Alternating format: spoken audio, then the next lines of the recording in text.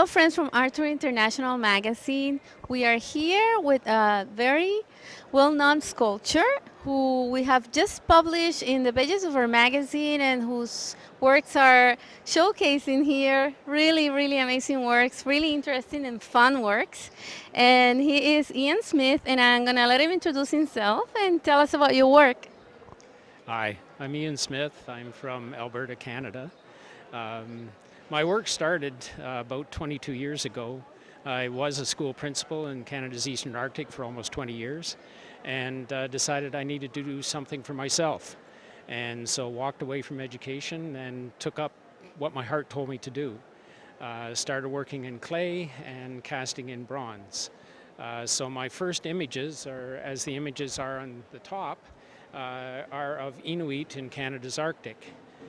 My son is Inuit, and I started doing these for him, and then it was made very much aware to me that I should give him some, but start selling them. And that's what I've continued to do for the past 20 years. Can you talk to us about the creative process for your works?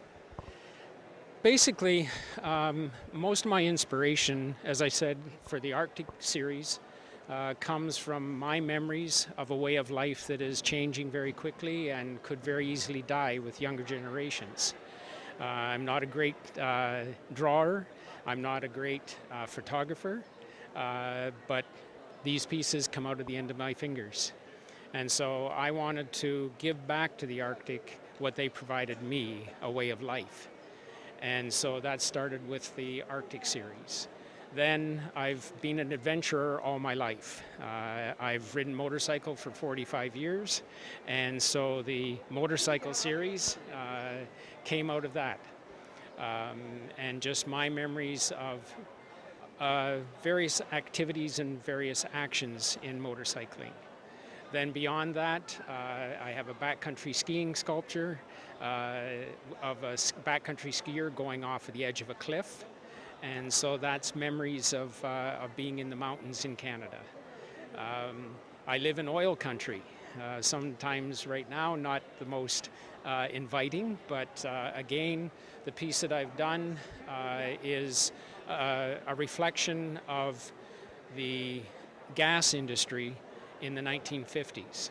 So it's three roughnecks trying to put pipe in the 1950s. So I guess my inspiration for that is really ways of life, activities, adventures in life that many of us have experienced but have no real hard evidence to touch and look at and say, I remember that.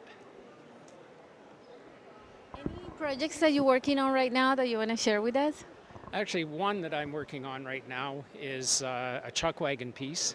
I live again in cowboy country, and chuck wagon races with a wagon and a team of 4 horses is very looked upon as being great adventure. And so I'm doing a 1/3 scale of 2 racers, one trying to overtake, and the youngster is the one trying to overtake, and an old timer like myself is in the wagon that's slightly ahead, but not giving up yet. I then want to start into some more Arctic pieces that are memories of mine. I have a long list. I'm not sure whether I have enough years to do all of them, but I want to do them. I also want to branch out into some more abstract work.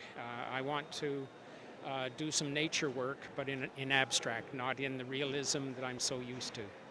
So I want to expand myself. And you were, well, we were chatting earlier before the interview, and you were telling us, were telling me where some of these sculptures are displayed. Can you tell us?